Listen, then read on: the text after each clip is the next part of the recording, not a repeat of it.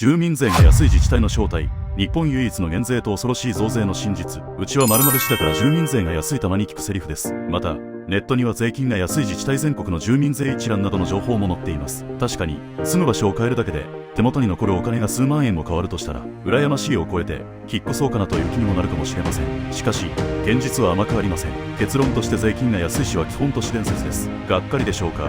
でもこれが事実です。ところが実はたった一つだけ明確に税金が安い町が存在します。さらにはその逆に税金が高い市もあります。うっかりそこに住んでしまうと知らないうちに高い税金をむしり取られている、そんな地域があるということです。今日はネットの嘘に騙されず賢く手取りを守るための住民税の真実を税理士秋が公開します。一章、税金が安い市が都市伝説である理由。まず結論からお伝えします。住民税が安い自治体があるという話の 99.9% は都市伝説です。よく 99% が勘違いとか言いますよね。それ以上です。なぜなら日本の住民税は地方税法という法律で標準税率が 10% と厳格に決められているからです。全国に1718ある自治体のうち1715自治体がこの横並びのルールに従っています。3つだけレギュラーということですね。割合にして実に 99.8%。しかもこれで終わりではありません。この3つのうち標準税率より低く設定しているのは1つだけです。1718分の1。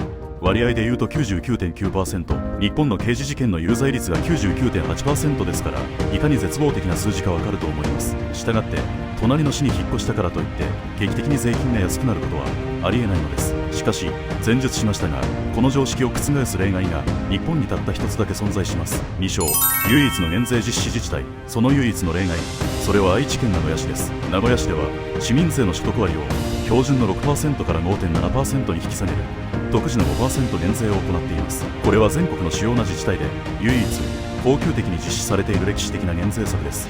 例えば課税所得が400万円の方であれば年間で約1万2000円税金が安くなります。これをただのビビたる金額だと思いますか。何もせずに毎年1万2000円もらえる町と考えたらどうでしょうか。いずれにしても税金が安い市は日本中でここ名古屋市だけなのです。3章、名古屋市が減税した経緯。この物語は2009年に河村隆氏が庶民革命を掲げて市長に就任したことから始まります。当時彼が放った言葉はあまりにも衝撃的でした。税金を払っとる市民は苦労しとって税金で食っとる役人や議員は極楽。こんな世の中は間違っとる。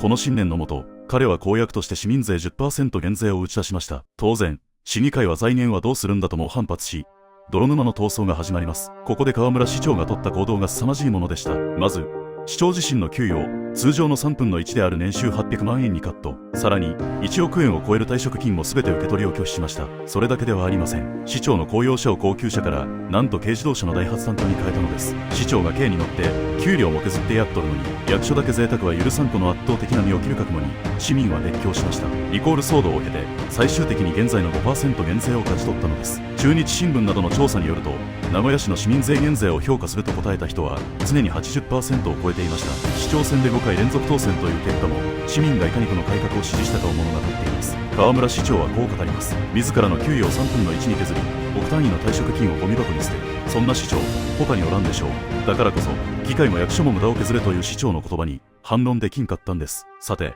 ここで皆さんが気になるのはあの元祖安い町の絵馬ではないでしょうか。4章、田尻町はネットで住民税が安いと検索すると必ずと言っていいほど大阪府の田尻町が出てきます。関西国際空港を抱えるこの町は以前は名古屋市をも上回る大幅な減税を行っていました。しかしここで皆さんに衝撃の事実をお伝えします。田尻町の減税は2023年度をもってすでに終了しました。つまり今のネットにある田尻町が日本一安いという情報はすでに過去の遺物、古い嘘とまでは言いませんが古い情報なのです。今から引っ越しても期待していた恩恵は受けられません。